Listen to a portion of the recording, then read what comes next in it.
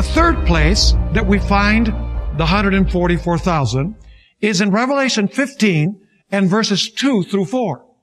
Once again, we have to go to the previous chapter in order to understand Revelation 15, 2 through 4. Because Revelation 15, 2 through 4 is the climax of what comes before. Now let me give you a little bit of the context. Revelation 14, 6 through 12 presents the three angels' messages. Immediately after the three angels' messages in verses 6 through 12, in verse 14, we find that the whole human race has been divided into two groups. Those who have the seal of God, those who have the mark of the beast. Those who are spoken of as the harvest of the earth, and those who are spoken of as the grapes. The righteous and the wicked have been separated by the three angels' messages. Then, that's verses 14 through 17, verses 18 through 20, we find the wicked gathering around Jerusalem, that is gathering around God's people with the intention of destroying them.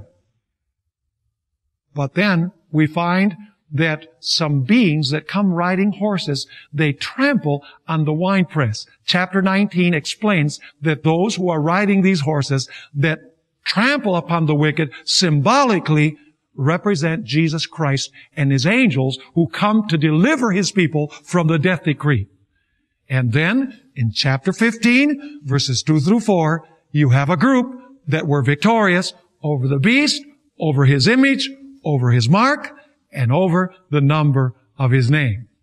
So the 144,000, there is no doubt whatsoever, are those who will be alive during the time when the trial over the beast, his image, his mark, and the number of his name is in play.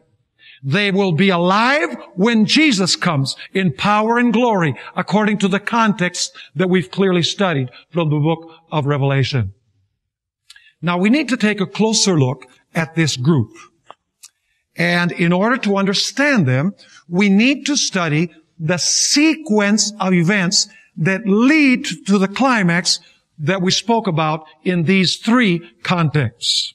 So I'm going to go back and I'm going to begin with the three angels' messages in Revelation 14, 6 through 12 to give you the sequence of events that culminate or climax with the 144,000, the living saints in the final crisis that will stand on Mount Zion victorious with Jesus Christ. The first thing that I want us to notice is that Revelation 14, 6 through 12, the three angels' messages speak about the sharing of God's final message to the world in the end time. It becomes very clear that while the three angels' messages are being proclaimed, the door of mercy is open. What would be the use of preaching the gospel to every nation, kindred, tongue, and people if there was no opportunity to be saved? It's obvious that the three angels' messages are God's final message to planet Earth, God's final call before probation closes. Now, Revelation chapter 7, and I'm only mentioning the verses because we can't read all of the verses. We don't have the time. But in Revelation 7, verses 1 through 8, we find that while the three angels' messages are being proclaimed, while God's final message is being given to the world, there are four angels that are holding back the winds of strife. Basically, that means that they are holding back the winds of the tribulation. The tribulation has not begun while the three angels' messages are being proclaimed. They're holding back that final cataclysmic time of trouble. They're holding the winds of strife while the gospel is being preached and while God's servants are being sealed on their foreheads.